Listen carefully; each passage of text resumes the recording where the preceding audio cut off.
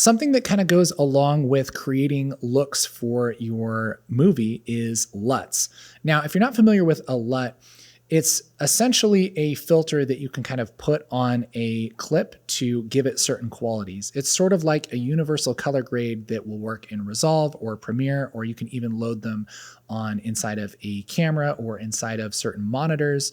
It's kind of just a general color filter that you put on things. And there are different reasons why you would use specific LUTs. Let's jump in and take a look. Okay, so our last shot, Sad Girl in the Rain, we have color managed right now, but for now, I'm just gonna take the color management off. So I'll just right click and under input color space, we'll just switch this back to project, and that will bring us back to this kind of ugly gray looking footage.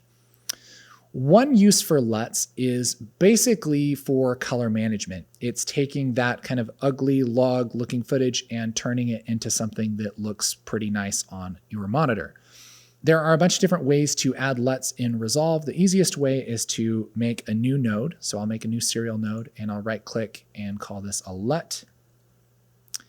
And we can apply a LUT directly to a node by right clicking and going down to LUT.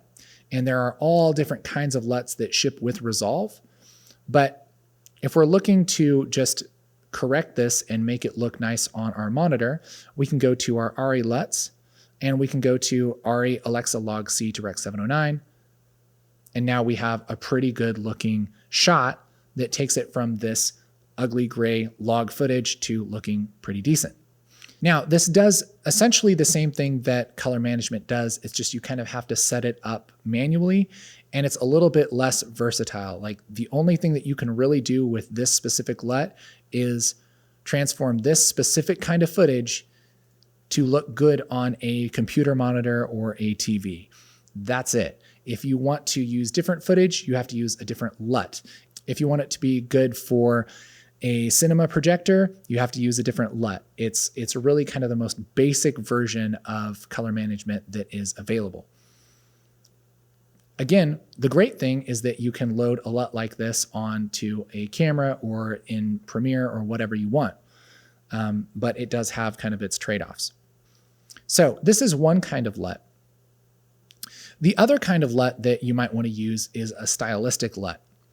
But generally, a LUT takes a certain input and a certain output, just like this LUT that we've been using takes a RE log C input and outputs it to look good on a monitor. Any LUT that we choose is going to expect a certain type of image and output a certain type of image.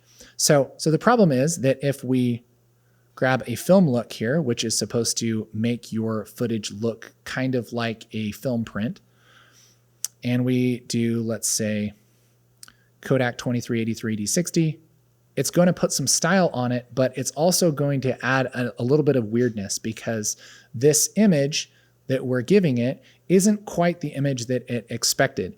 And so that's something to be aware of when you're using LUTs. But you can use all kinds of LUTs to add some specific style to your footage. And a lot of the time what people will do is they'll put a LUT on in their group post clip towards the end here.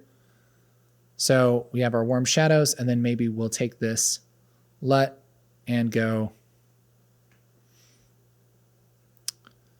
and use our Rec 709 Kodak D60 and add some certain style using this LUT.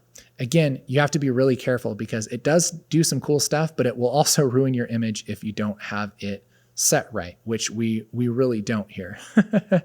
So you want to make sure that whatever kind of image you have, either if it's a LUT that takes the specific kind of footage that your camera shoots, or whether it's some kind of intermediate color space, you want to make sure that it is exactly right for your LUT.